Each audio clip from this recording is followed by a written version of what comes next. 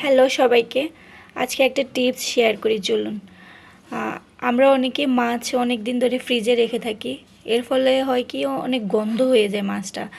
ধরেন অনেক সময় অনেকগুলা মাছ একসাথে যখন ফ্রিজে রাখি তখন নিচে পড়ে যায় বা খাওয়া হয় না। তখন ফ্রিজে থাকতে থাকতে মাছটার একটা গন্ধ চলে আসে। তো এই গন্ধটা দূর করার জন্য আপনারা যা করতে পারেন, মানে আমি যেটা করি সেটা হয়েছে একটু লবণ মাখিয়ে কিছু লেবু স্লাইস করে কেটে এটার মধ্যে মিক্স করে নিয়েছি এবং কিছু হলুদ ইউজ করেছি যাতে মানে ওই গন্ধটা না আসে। মাছের যে গন্ধ থাকে ওই গন্ধটা থাকলে তো আসলে খাওয়া যায় না। রান্না করি যত ভালো করে কিন্তু ভালো লাগে না খেতে।